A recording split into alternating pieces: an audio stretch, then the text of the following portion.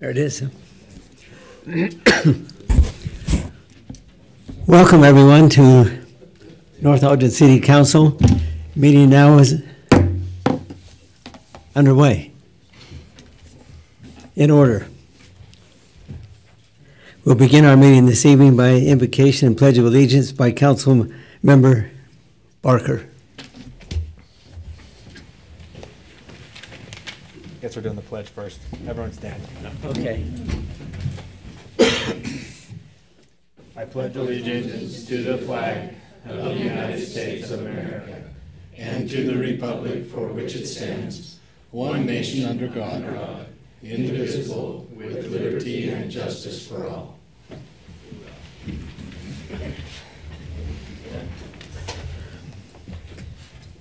Our Father in heaven, we're grateful that we could gather this evening as the North Ogden City Council, and we're grateful for the opportunity to discuss items for the city and how we can best lead the city. We're grateful for all the citizens that have come that can support and voice their concerns and ideas for us to heed and follow. We're grateful for all that thou hast given us, and please bless it. We'll have thy spirit with us, and that we'll be able to lead the city as good as we can. And these things we say, in the name of thy Son, Jesus Christ. Amen. Amen. Amen. Thank you. This afternoon, I attended the groundbreaking of the new emergency services that will be provided along 2700 in Pleasant View, and it'll be a fantastic facility. It'll provide North Ogden residents about a 5-minute trip to the emergency room if needed. So make a huge difference. Great facility. So great progress there. First on our agenda is the consent agenda, discussion or action to consider October 9th and November 5th City Council meeting minutes.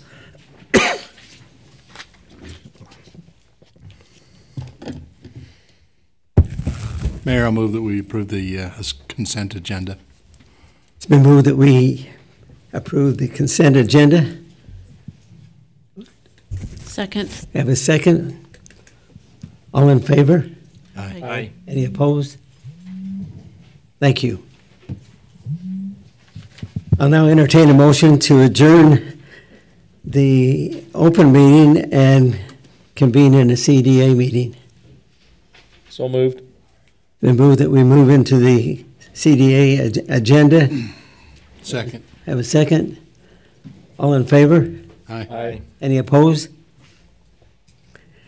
First item is public hearing to receive comments for a proposed amended downtown community development project area plan. Our presenter will be John Call, our city administrator and attorney.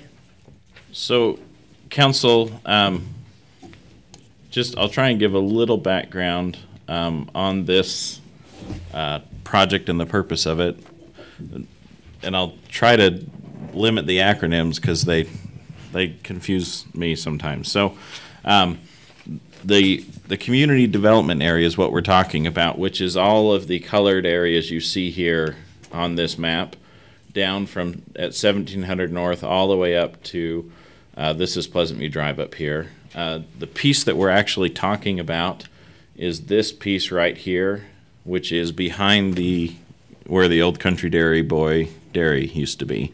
There are also two smaller pieces that are really hard to make out on the map.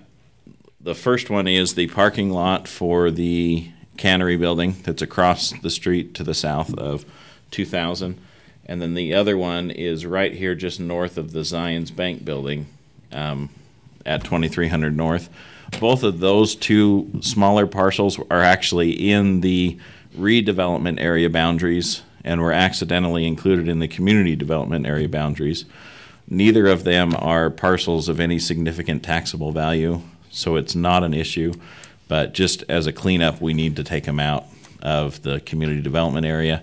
But the biggest component is adding in this roughly 18 acres of the Country Boy Dairy property, because that property wasn't annexed into the city when the community development area was established, and so this is now adding it and including it into that, specifically into the Village at Prominence Point project. And just as and also a quick summary, the whole purpose of a community development area is to establish a base property tax value And then any increase in that money goes to the redevelopment agency to spend on projects to benefit the community development area. And so a good example of those type of projects is some of that money has been going towards the improvements where streetlights, benches, and flowers along Washington Boulevard. There's been some improvements for water lines and roads in this area. There's been talk about relocating the detention basin that's up here on 2700. That is in this packet as one of those projects. And, you know, all of these projects have been included since the community development area was put together. But just since we're on that subject, let me just show you that in this, in the document, the CDA document, oh, there, I used an acronym. There is it's pages 15 and 16. There is a list of the expected expenditures. Things like the Washington Boulevard water line. There is a chance here for us to bury power lines. And then the expenses are all broken into, it's broken into two things. One is the total cost or the total estimated cost of the project, what's included in anticipated expenditures from the community development area budget, and then the other one is funded through other means. So a good example is the road and sidewalk improvements along 2550.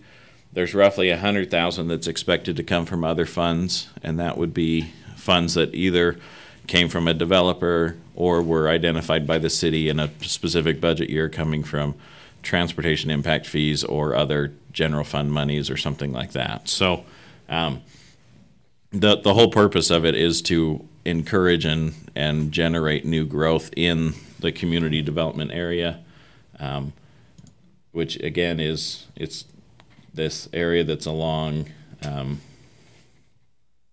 Washington Boulevard, and it's a little spread out. What this map doesn't show you is that the RDA, or the redevelopment area of North Ogden City, includes almost everything that is not in color that's along Washington Boulevard. So if you think of them, they kind of overlay like teeth on gears. The new Smith's building is in the redevelopment area, where the old Smith's building is in the community development area. So they just kind of work together. Also, that redevelopment area is set to expire in the next, I believe it's 2022, will be the last year that we get increments. So as we approach that deadline, we'll be trying to complete the projects that were anticipated as part of that project. So what we need from the board tonight is to adopt a resolution approving this amended project area plan, and then the plan won't go into effect until the city council, when you reconvene into your other meeting, passes an ordinance to essentially accept the recommendation from the redevelopment agency. Also, by way of information, most cities, the redevelopment agency is the legislative body, and they do just like we do, where we kind of bounce back and forth in meetings for the different topics. So any questions about that? Okay, so we'll have a public hearing to give the property owners a chance to talk about this. And like I said, the only thing that's changing is the addition of that larger 18-acre parcel and the removal of those two small parcels that were in the redevelopment area. So, thanks.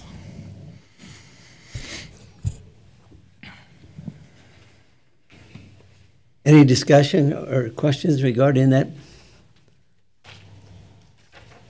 Accepting the amended downtown community development plan? Need to have the public hearing. Yeah, so we just need the public hearing. I dropped one. Yeah. One down. It is now open for a public hearing to receive comments for proposed amended downtown community development project, as explained by John Call. Any comments from the group?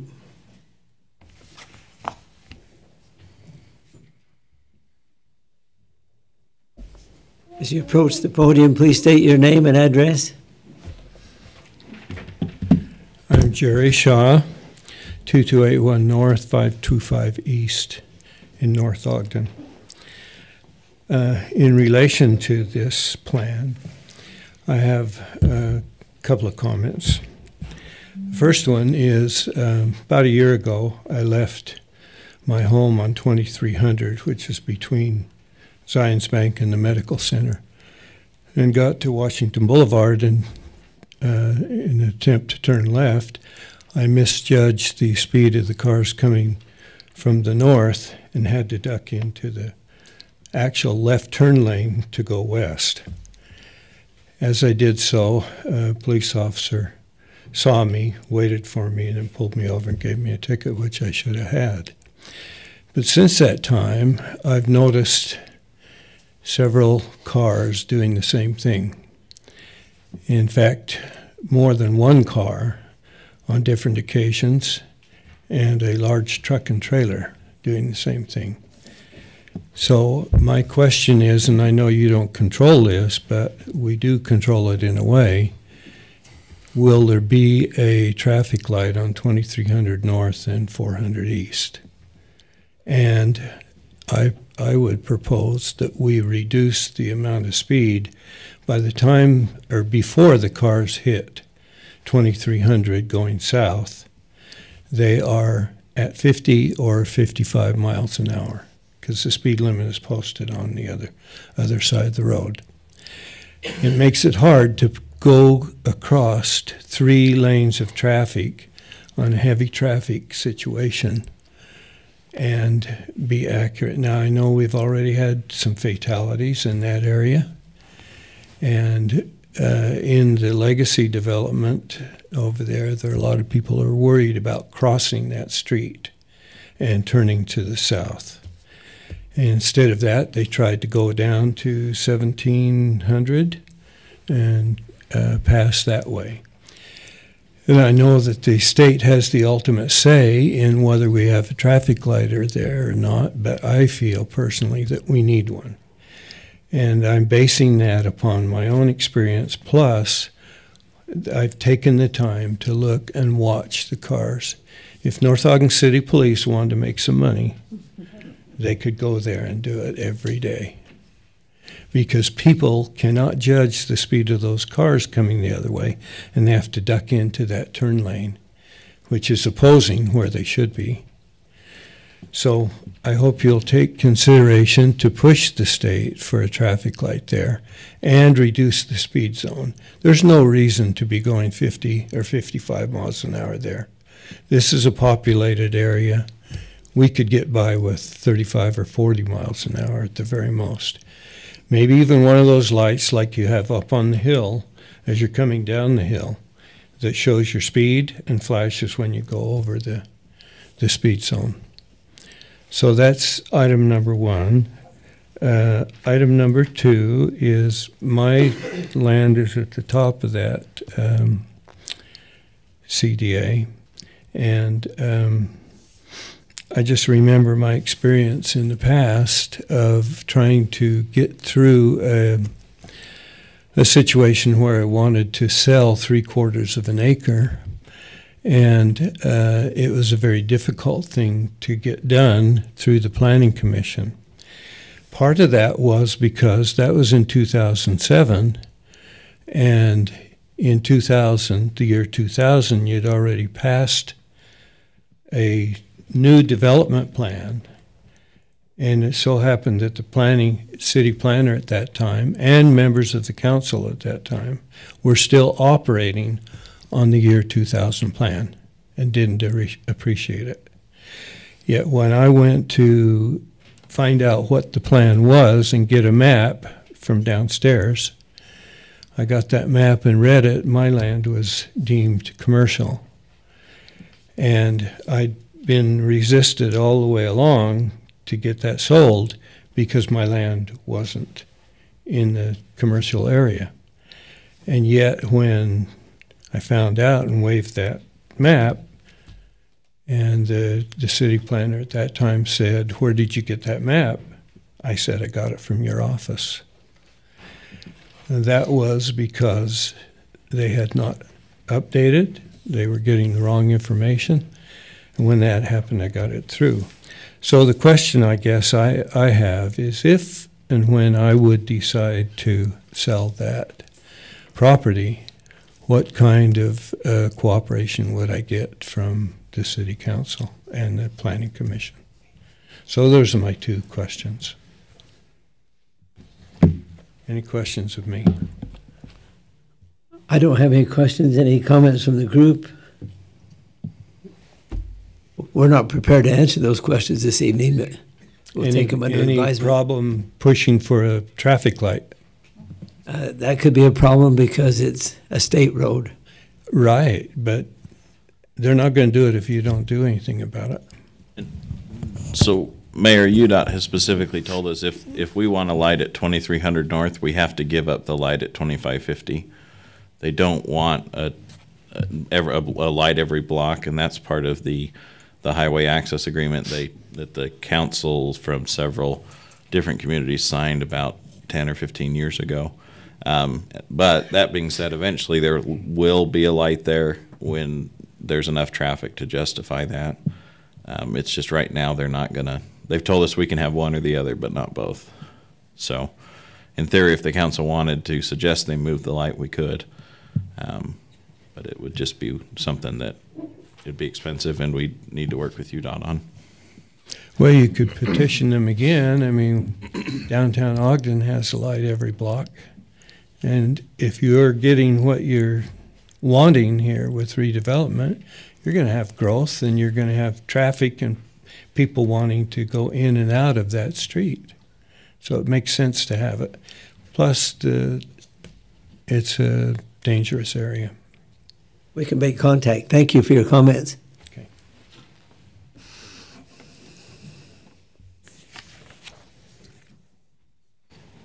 Any other comments?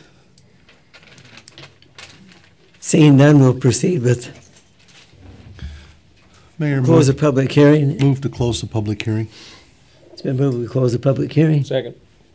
Seconded. All in favor? Aye. Any opposed? Next item is discussion or action to adopt a resolution accepting the amended downtown community development project area. John Call will be the presenter.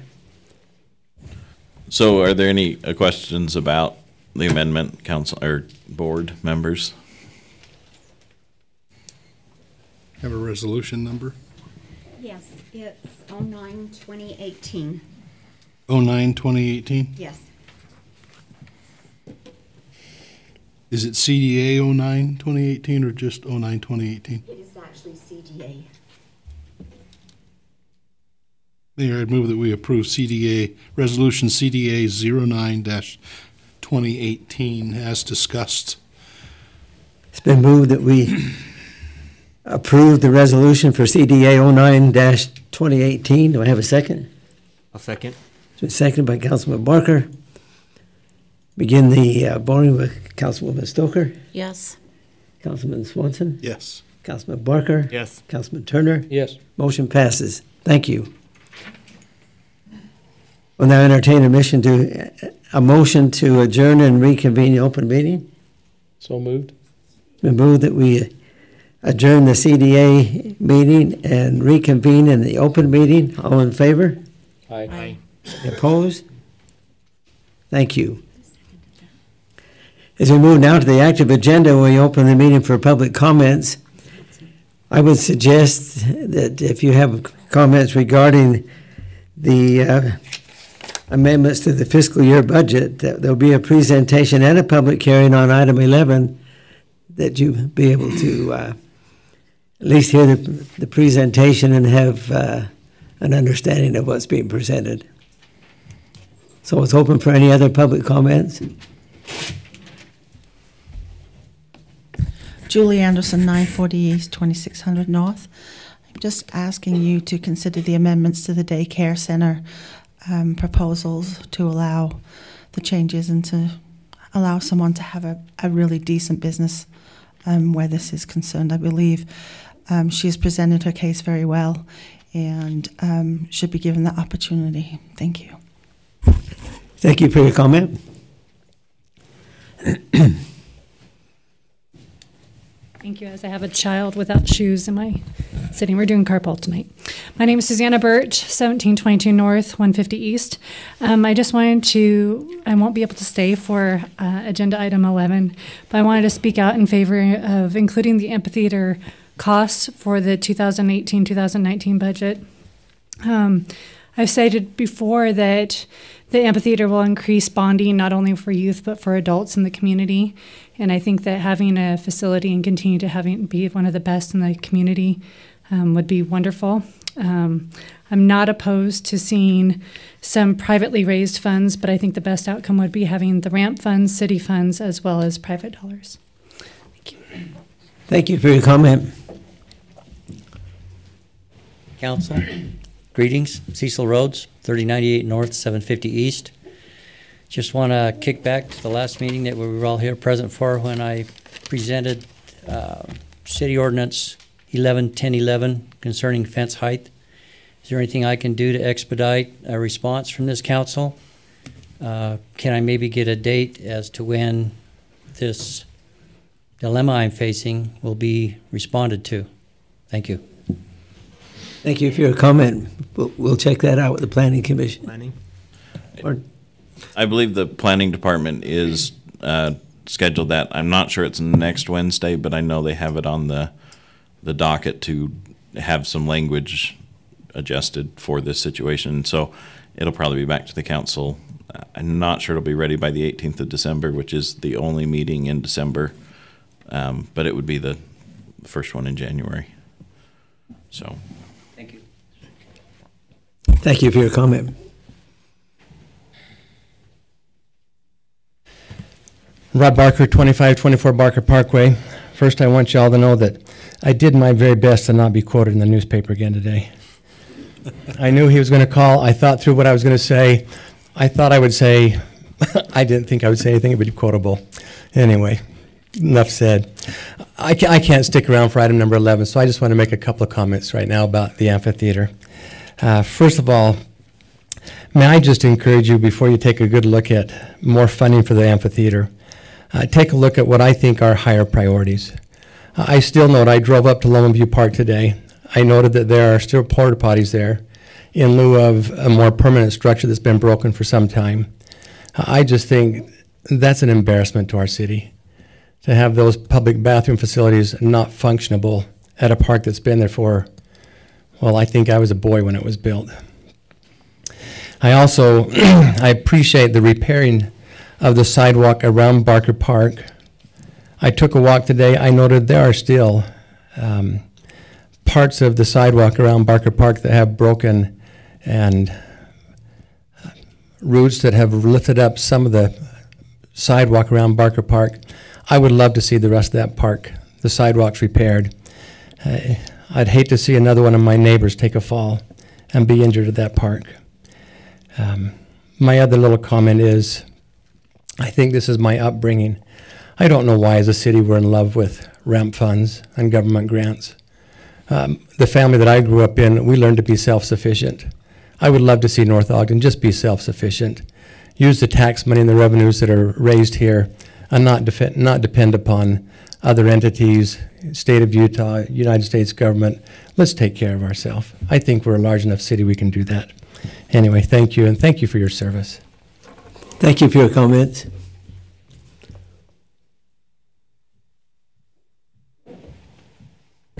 Chelsea Nelson, 3202 Holiday Drive.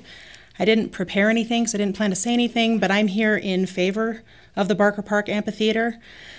I have been participating with the Ogden School District Summer Theater Program for 8 years, and it began very small with, it had ramp money and it had Ogden School District money, but then the second year they took it away, and we were still able, being careful with our money, and careful with the money that came in through ticket sales, to build the program. It is currently pretty awesome by now. And I believe the same thing can be done here. Being fiscally responsible absolutely can be done. I believe the performers who have the privilege of working there We'll strive to continue to take care of that area and that land. We will help clean up and do everything that we can. And I saw firsthand this summer how close people became as communities, even in my own family. The Barker Park issue was heated until they were able to see what could be achieved there, what could be experienced there, and what could be brought in. So I speak in favor of it, apparently from a primarily emotional standpoint, but still. Thank you for your comment.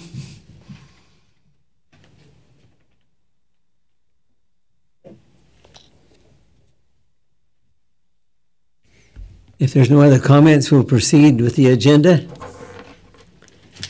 Item 6, discussion or action to adopt an ordinance accepting the amended Downtown Community Development Project Area Plan.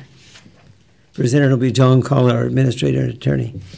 So, Council, this is just what we talked about in the CDA, or the Community Development Area discussion. It's just the state law requires the redevelopment agency board pass a resolution and the council pass a ordinance. So, do you have any other questions?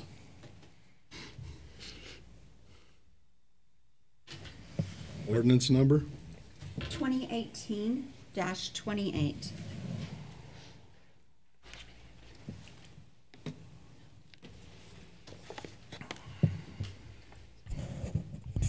I'll make a motion that we pass ordinance 2018-28 as presented by John Call about the amended Downtown Community Development Project Area Plan.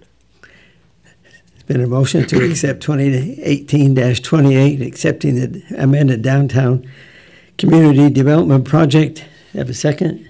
Second. A second by Councilwoman Stoker. Begin the voting with Councilman Swanson. Yes. Councilman Barker. Yes. Councilman Turner. Yes. Councilwoman Stoker. Yes. Motion passes.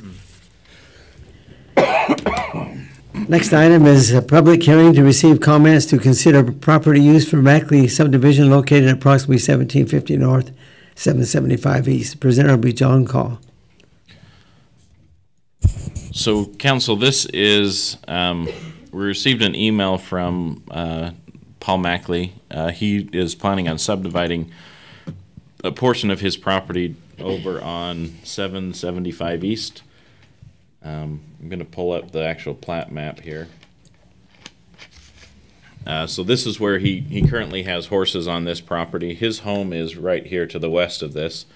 When the property that was to the south of his piece was subdivided, there was a portion that was left down here in this bottom corner that actually it technically belongs to the subdivision to the south, and it was dedicated, or it was given to the city in anticipation of that future roadway connection. And a couple meetings ago, the council decided that the new special exception ordinance for cul-de-sac length would apply, and this road wouldn't be required.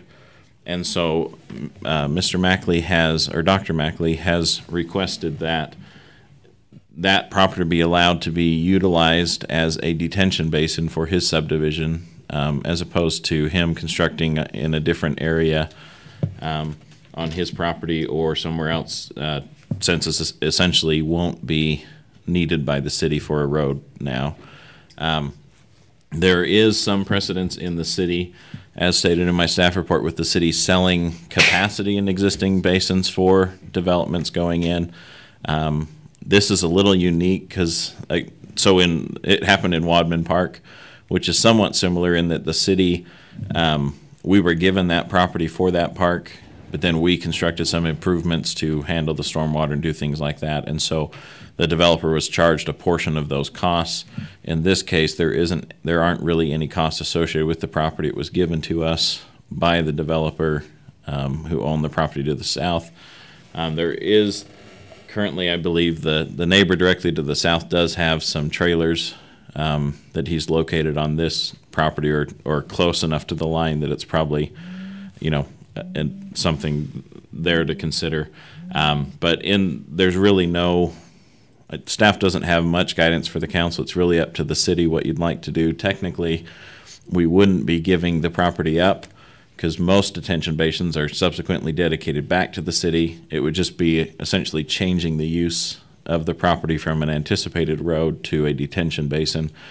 And there's things the council can consider, including maintenance and cost of construction and all that kind of stuff. I don't know if Dr. Mackley made it in. Oh, yep, they're here. So he's here and it'd probably be, good for him to provide you his take, and his engineers here as well. So probably good to invite them up, and then council can ask both of us questions after, or just Dr. Mackley. So.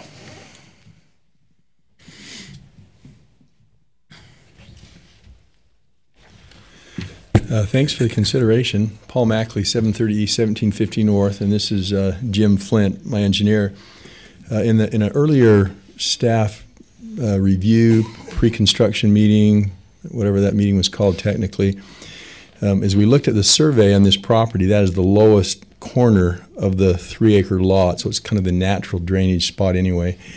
And as I've talked with the neighbor, Elon Barble, he says it's been for the last, I don't know how many years, it's been vacated there. It's just been hard to manage with weeds, and it's just been kind of an eyesore, but it hasn't really bothered anybody because it's next to the horse pasture. So we just felt like in that last meeting when Lauren Gardner commented on it, he said if the city does decide to do away with that roadway, that would be the natural best place from an engineering standpoint to have the detention basin. So we would just request that be used for that purpose. And I don't know, John, maybe you can tell me, or Jim, normally when a detention basin is constructed and it's given back to the city, who maintains that? Is that the development owner? Is that the city, or who maintains a detention basin? Typically in a residential development, the city takes over maintenance of it. There are some examples of commercial development where the commercial unit they've actually retained ownership as well as maintained it, but that's, it helps their landscaping percentages. So that's what's happened in our city. Okay. Well, I don't think there's been any maintenance on that for the last 13 years, but I'm assuming we would maintain that just because it's our side yards. So we would probably be willing to do that. You think not, Jim? Go ahead and address that. Jim Flint, 538 North Main. My understanding is that in North Ogden City, the city desires to own the land and maintain the pond. It's different in all the communities we work with, but that's been the common thread that I've seen in North Ogden City. The reason I think it's a good idea, there are 3 options.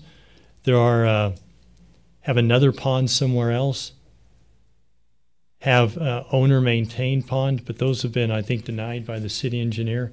So this is taking, instead of being a duplicative process, the reason I think the city ought to subscribe to this is instead of maintaining 2 areas of ground, you're maintaining 1 area of ground that you already own for a public purpose that my understanding is you're going to end up maintaining it at any rate. That's just for economy of land and purpose and time and maintenance. And Dave Espinoza is here as well, and he could probably answer some questions from Public Works perspective too. Any other questions? I have one. Yeah.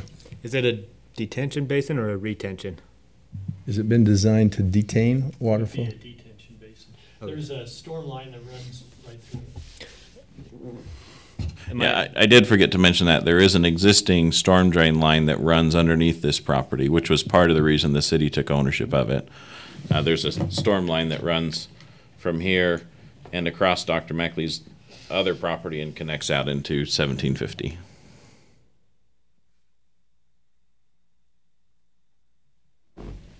Any other questions for Dr. Mackley? Thank you.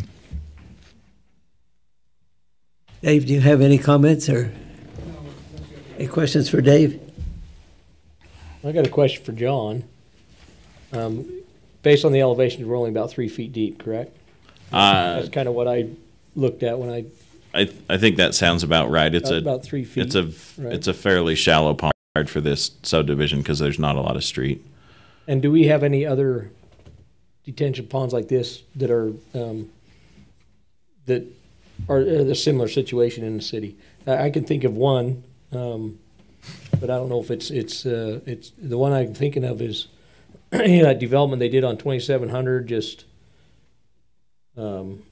east of 1050, kind of, you know where Lynn lives, just kind of east of, you go down that first road, there's a detention pond there, and I know the city maintains that. And that, what subdivision's that?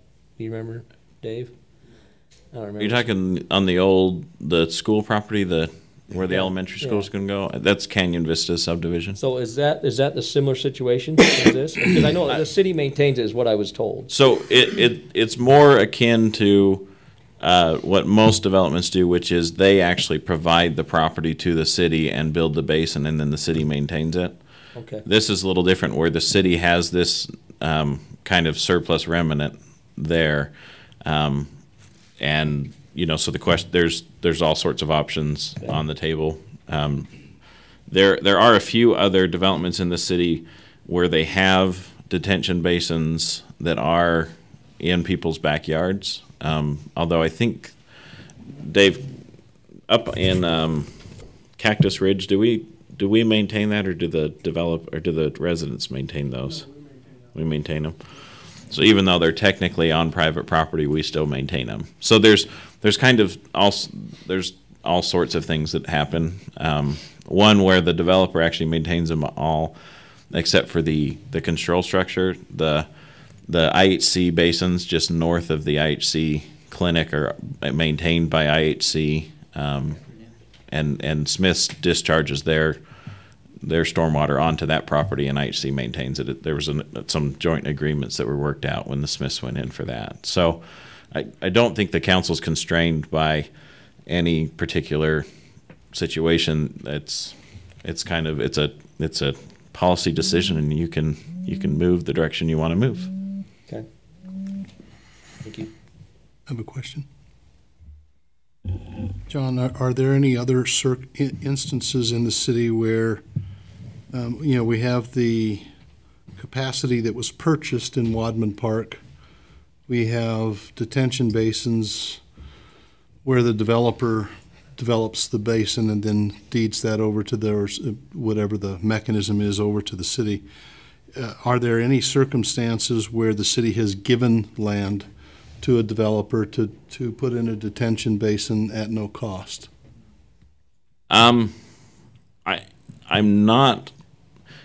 Or given land to anybody at no cost anywhere. So there's two nuances. One is I don't know that there is a specific situation where that has happened, where there's been a surplus piece of property that's been given away to benefit a development, except for where property's been given to us for that purpose. So Wadman Park, right. Even though there was some expense was paid, there wasn't an expense paid for the actual property because we didn't pay for it. And then I think up on Lakeview Park, there's been some approvals. I'm going to pull the map up for those of you who don't know exactly where that's at. So Lakeview Park, this is Weber High down here in the left-hand corner. This, and then can't remember the name of this subdivision. Stone Ridge, Dave? Okay, Stone Ridge. And then there's a quite a steep gully, and there's 3 detention basins in that gully. That property was given to the city, and we have let developers uphill use that property for free, but they've expanded the capacity of the basin. So they've dug it deeper or made it bigger, or are planning to have more capacity without necessarily paying for the ground, if that makes sense. So that's what I'm saying. There's kind of every single situation with stormwater you can imagine. So there's not a clear policy that's ever been established, except I do think when the Wadman Park capacity was sold, the council, in part of that resolution or that agreement, made it clear that when the city has expended money, we expect some money back. But in this situation, I'm pretty sure we got the property for free. Right, okay.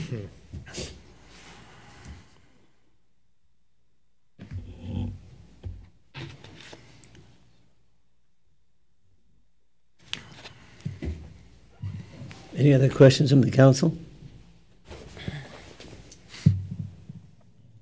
we'll open up for public hearing for any comments from the group regarding this particular issue. And council, just to make it clear, the reason we're doing a public hearing and we did public notices and things is the state statute isn't clear on exactly how this type of a situation should be handled. And so we've kind of defaulted to the safe thing, which is let's do a public hearing, do some public notices, just so that we're taking the safest route and, you know, that kind of thing. So.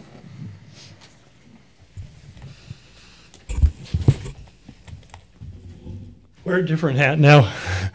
You bring up a good point. I forgot to mention something. The outlet for Stonehouse was made available by Dr. Mackley, granting the sewer and the water to go, sewer and storm, to go westward across his property. So I just kind of throw that out there. The name and address? Oh, Jim Flint, 538 North Main, Brigham City, Hanson and Associates. Anyway, so there was somewhat of a financial contribution made by Dr. Mackley to allow the whole road dedication and right of way for Stonehouse and the situation to actually take place. Thank you for your comment. So just to put that into perspective, council, this is the little piece we're talking about, and then the lines run from this asphalt to this, or to this asphalt. So that's where those two lines that are being talked about currently run.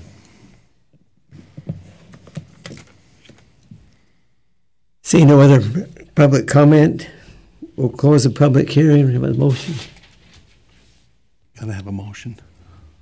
I'll move to close the public hearing. We move to close the public hearing. Second? Second. It's seconded. All in favor? Aye. Aye. Any opposed? Thank you. Next item is discussion or action to consider property use for the Mackley subdivision located at approximately 1750 North, 775 East. John Call. So, Center. council, this is, at this point, the council could essentially authorize the use of that property for a detention basin, or make a motion that whatever conditions or things the council feels, or the council could just say, no, we don't want to do that. So, like I said, as a legislative decision, you have a lot of latitude on what you think is the right thing. So it's probably, you know, as you talk amongst yourselves and decide what you want to do, it's, I think the applicant or the property owner would be eagerly awaiting an answer. So. Well, I just, I'd like to kind of, before I decide how I feel, I'd like to know what Dave feels about the maintenance on this. I mean, I'm assuming Public Works is the one who maintains the detention pond. This one's not a real large one, so I just kind of want to know what your thoughts are and what you feel like that's feasible. Is it way expensive? Is it okay? What, you know, kind of give us your gut on it, will you? Yeah, I can't see any problems with. I mean, we're down there near other basins. I mean, I can't see it being any big problem to maintain this one. It's not very big. If I remember, it's only about 150 feet long and 20 feet wide or 30 feet wide. And yeah. So it's not real huge. No, I mean, our big mower, it's a few passes. So I mean, it'll be something. It would take longer to unload the mower than to mow it. Yep. Okay. Just drive it from yeah. The only thing is, I don't know if if we'll have to put sprinklers or those kind of things in it to make it look nicer now. That's something. If we're gonna upgrade those kind of things, or if that's gonna be on Dr. Mackley, I didn't. That was my my question. On what's going to water it? Is that what you said? Yeah, okay. to do whatever so that we can keep it looking nice and so that it isn't just this big weed. That's a good thought. And then the construction of it, that would be my only other question. I think the assumption has been construction would be on the developer. That would be my part of the subdivision. assumption too. That your assumption too. And it could be that, you know, we might get an initial kind of nod from the council to explore the option, and the engineer and Dave could maybe make a recommendation on the type of treatment. Maybe maybe there's something we could put in there that doesn't require sprinklers and mowing, or, you know, I don't know. There's things that I think could possibly be worked out if the council was leading that direction. Yeah, and at that point, if they're going to construct it, you know, then we can work with them. And, you know, if we're looking at xeriscaping it, then at that point we don't have to put sprinklers, and there isn't any maintenance besides spraying it and those kind of things. If that's something they want to do, or if they do want to put sprinklers in it, then it's something that we could mow and those kind of things. Okay, thank you. Yep.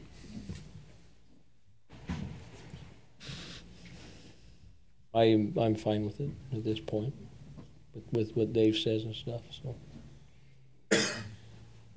I'm okay with it.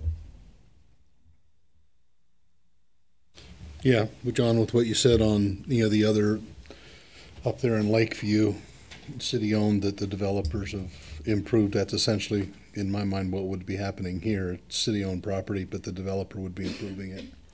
I don't see it something to make a fuss about, for me.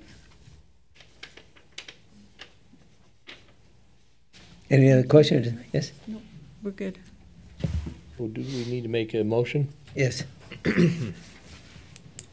Well, then I'm gonna, there's not an ordinance or anything with this, just to make a motion?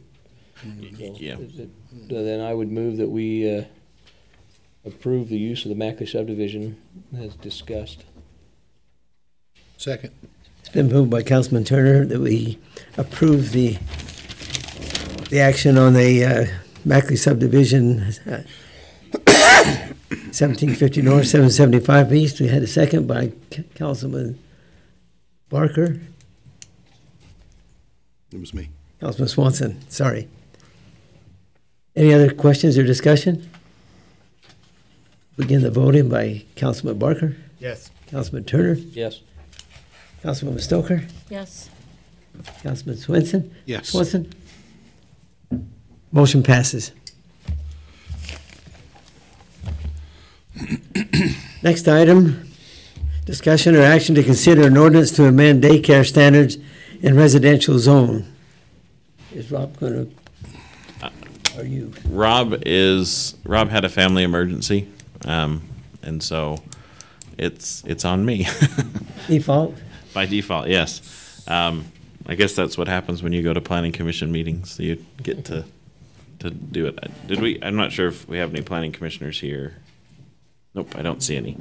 And so this, council, as you're aware, is a request to increase the number of individuals who can, or number of children in daycares and preschools inside of residential areas.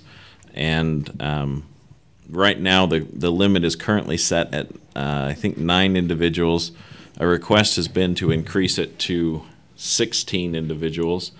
Sorry, I'm trying to pull up the staff report so that I can make sure I get everything that Rob had in his list.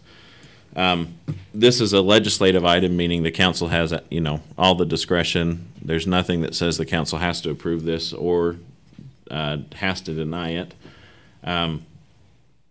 There are currently 5 daycares and 7 preschools operating in residential areas. These are typically what you would consider I don't want to call it I don't mean to use the term basement preschool as a derogatory. It just, it's someone in the home they live in operating a preschool. This would be dissimilar from the preschool that's directly across from North Ogden Elementary that it acts more like a daycare center or a preschool center, which are also regulated in our ordinances, but in different ways. So in this, there is a maximum established by the state code at 16, and it requires 2 people to be there for every 8 children. Our ordinance currently allows per 8. What? 1 person per 8. Right, sorry. Yeah, 1 person for every 8 people. Our ordinance currently prohibits people from working in a home who don't live in the home. And so that's part of the language that has been, I believe, proposed in this this ordinance amendment for let's see, we're talking about daycares first. And they're, sorry, what? Oh, I thought someone said something. The other thing is that there's a limit on the square footage of the home that could be used for a preschool or a daycare. And so the Planning Commission, I'm going to go through each of these to tell you what the Planning Commission's recommended. So there were some consideration about which zones should be allowed to do daycares and if there should be some that are included. Currently our PRUD zones, which are typically our smaller zones like the Legacy Zone or the Mystery, right, not Mystery Meadows, it's the, it's over off 21st or 2100 South or North. Anyways, there's it's the smaller lots, smaller home zones. They're not currently allowed in those areas. But the Planning Commission has recommended that for daycares and preschools that there not be any additional zones included with the use. As far as allowing an additional additional caregiver for both of those zones, the Planning Commission is recommending that one additional person who doesn't live in the home could be hired to come and work in the building.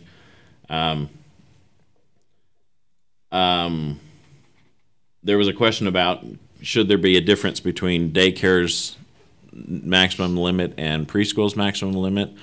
The Planning Commission felt like it was okay to have different limits for the different types of activities, thinking that a daycare is typically a different use than a preschool, as well as they operate different hours. Preschools oftentimes have a shorter hours they run. You know, they might be a 2 or 3 hour per group, as opposed to a daycare that might be a longer 4 to 8 hours, depending on how long the individual families needed that care for. When it comes to occupancy with the size of the home or the maximum amount of the home that could be used for a daycare, the Planning Commission is recommending that there be a minimum of 35 square feet per child, and the maximum usage of the ground floor area of the residence is 50%. So I think the intent on this one specifically, the intent of that language going back through the several iterations of this ordinance was the idea that we don't want people to think they can buy a home and turn it into a daycare. The primary purpose of the structure should be a home with a secondary use for the occupants as a daycare. And tying that back to the outside caregivers, it still requires that the homeowner be working in the daycare or the preschool. They could just hire one outside additional person to help and assist them. The state heavily regulates these businesses, so there's some things that we didn't get into. I'm sure that Ryan, as the fire marshal, understands that. I mean, I imagine you've probably done inspections on some daycares. All of them. For the state purpose, yeah. So, let's see. So there is this is just a kind of a question for the Planning Commission considered, which is, as you're looking at neighborhood compatibility, are there things to consider to maintain the residential character of the neighborhood? And the Planning Commission felt like the purpose statement in the ordinance already covers that. You know, the intent is, like I said, to keep it a house. It's not a business. The business is secondary, I guess, is the best way to sell that, or to say that. Then there was a question about parking standards. Staff and the Planning Commission didn't feel that there were any additional parking requirements above what a home would need, because most of the parents aren't going to leave their cars there as well as their children. Typically, they're dropping them off and coming through. But there was some issues looking at traffic, specifically the number of trips per day that are going to be generated, and that's something I think that was recommended the council consider or talk about. The idea being that, for example, if you have 4 kids in a daycare, in theory that's 4 parents dropping them off and picking them up, so that's 8 additional trips to a house. If you have 16 kids, then now you have 32 trips to a house in a day. And so I think that was kind of the way they talked about it in the meeting. Here are some references for, let's see. Sorry, I'm just trying to find Rob referenced. So this bottom section of this table kind of talks about that. You know, if you have 9 kids, it's 18 trips a day. 12 kids is 24, and 16 is 32. That sort of a thing. The difference between daycares and preschools is, I believe preschools are allowed to have a morning session and an afternoon session with the maximum number of children. So in theory, a preschool, if they were allowed to have 16 children, you could actually have 32 kids cycling through the home in a day, which was then 64 trips to the home. And I think that would be a fairly atypical situation, but we do typically govern the outside of those type of things. That's typically what the ordinances are geared at. The state actually has outdoor play requirements, area requirements for preschools, and I believe for daycares. I saw, yep. I'm getting a nod from the applicant who brought this to our attention. The current ordinance requires that daycare and preschool standards be subjected to an annual review by city staff. The Planning Commission is recommending that be eliminated, the idea being that the state and the fire marshal, who are typically visiting these every year, would be the entities that are best equipped to handle the changes and the potential safety hazards. And then the last question, I think, is they just were looking at what other ordinances did. The Bountiful ordinance currently requires that daycares and preschools are permitted uses at the staff level, meaning they don't need to go to the Planning Commission. Currently, ours are written as conditional uses that require a conditional use permit, but it does require an annual staff inspection, and a criminal background check is required. Although the state, I believe, also requires the criminal background check as well. So the things for the council to consider is, are you okay with the amendment? I believe the Planning Commission has increased daycares from 9 to 12. So the applicant has asked for it to be up to 16, and that's something for the council to consider. Is the council okay with the recommendation that an outside employee be allowed? And how does the council feel about the conformance with the general plan? Let me pull the actual daycare amendment language up so you can see. John, is the daycare going from 9 to 12 or 12 to 16?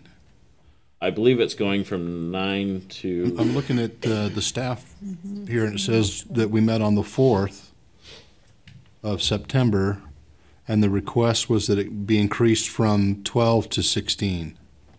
So that sounds right then, that's what the request is. I thought we were trying to bring it in more in line with what the state allows. Right, and so the state maximum is 16 for a non-center based daycare and preschool.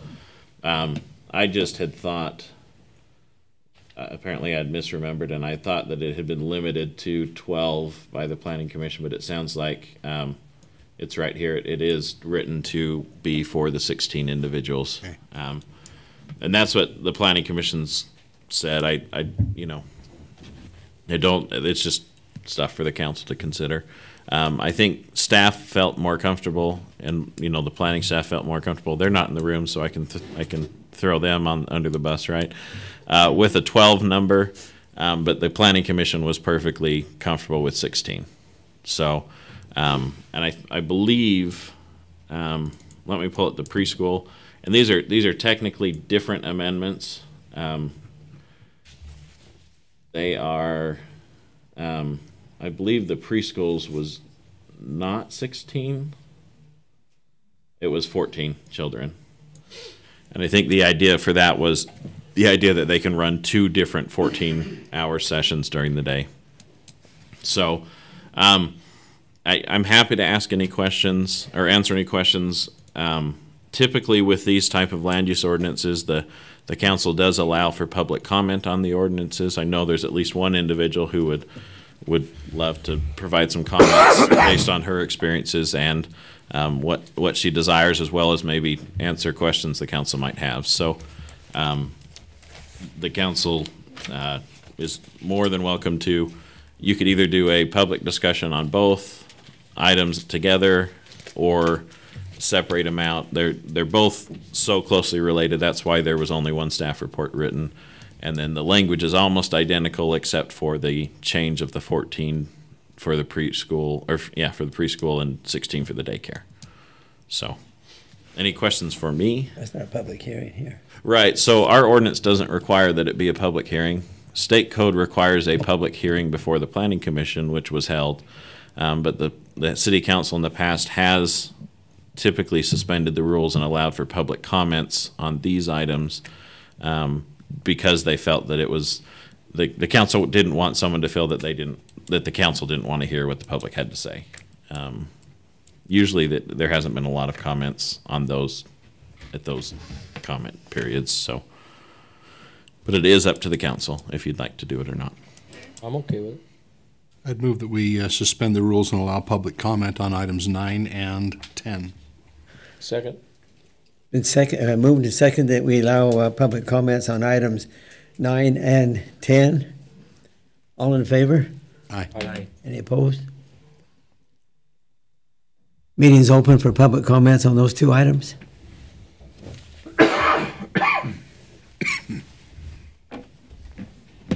Hi, Kayleen Jepson, 3168 North, 450 East. Yeah, going over all of that, I do think he covered all the points that I was trying to get across.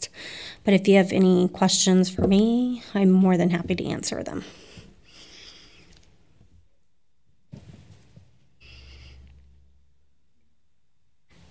We got it? Okay, so you're gonna, That's what you were looking for? We're gonna pass it, right? Well, now. Okay. All right, thank you.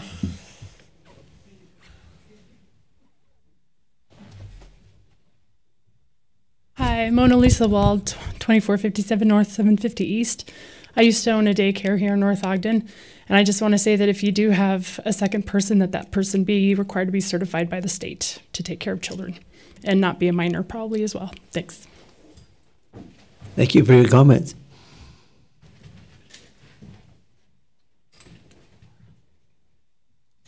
Brenda Ashdown, 193 East Pleasant View Drive. I just had a question, and it may be in there and I just didn't see it. In order to run a daycare or preschool in the city, are they state licensed? Yes, they would be required to get a business license, and in the business license for these type of things, they have to have state licensure, yeah. Thank you.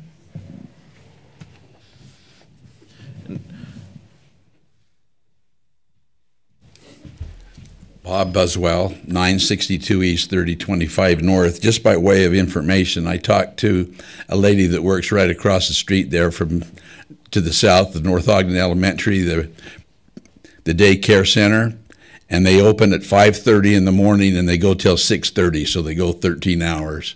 I'm not sure just how many, John, that are involved with that. You know how many workers they have?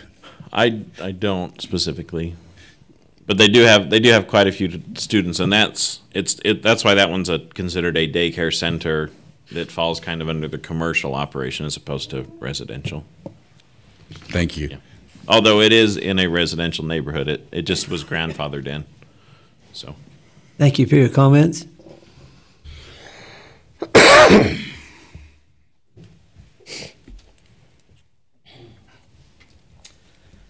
Camp Bailey, 859 East, 2850 North.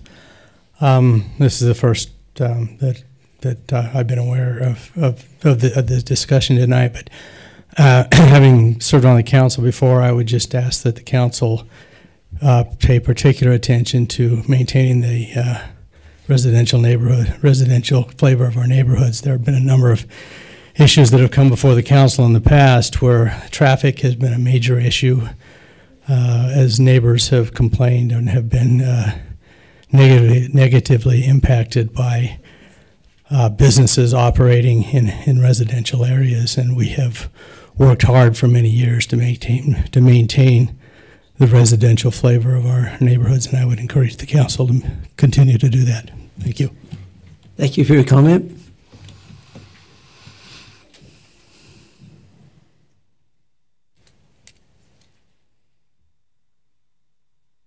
We need a motion to resume after statement. Move to close comments. It's been moved to close comments. Second. Been seconded. All in favor? Aye. Any opposed? Thank you. Council, then we'll proceed to consider action on an ordinance to amend the daycare, the daycare standards in residential zones.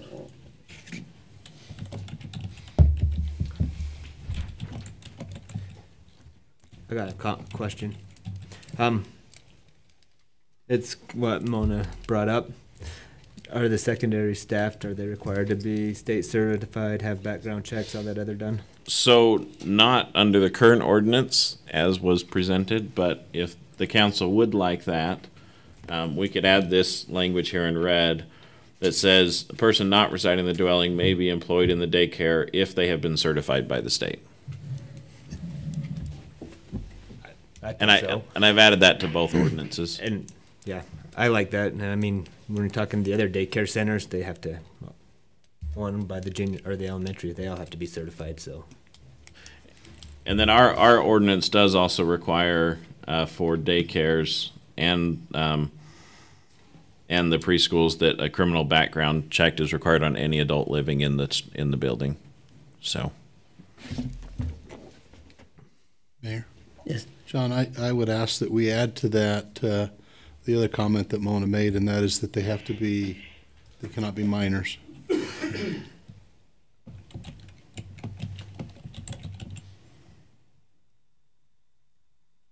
Like that? Perfect. Okay. As far as I'm concerned. Hopefully the minors are in school. What's that? I said hopefully minors are in school during these hours.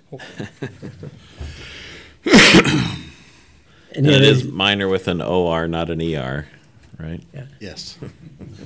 But I'm bummed. You're the attorney. Oh, he's on one tonight. Yeah. Other questions or discussion? No, I appreciated Kent's comment. I'm happy with the way it is, given that with the preschools that we have more of right now. We have 7 preschools and 5 daycares. The preschools can have up to 14 per session and 2 sessions a day. So that's 28. That's, what's the math? 56? 56 trips a day. And this in a daycare, they're not going to have 2 sessions. So at 16, they'd only have 32 trips a day. So I think the impact is less than the existing preschools that we have. But recognizing I lived near a preschool and knew what the morning traffic was like as those kids were being dropped off.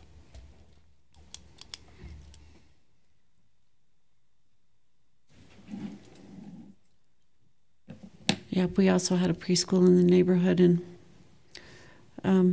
it didn't seem to, wasn't a big bother. Like, they came and then they came and they were orderly and made their, just like dropping off at the elementaries. The parents pull them up, the kids go and they drive out and come back and pick them up the same way. So I didn't ever feel like there was a huge impact on our neighborhood.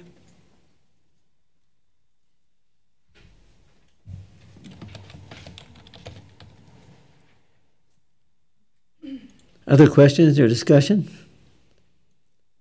Seeing none, I would entertain a motion.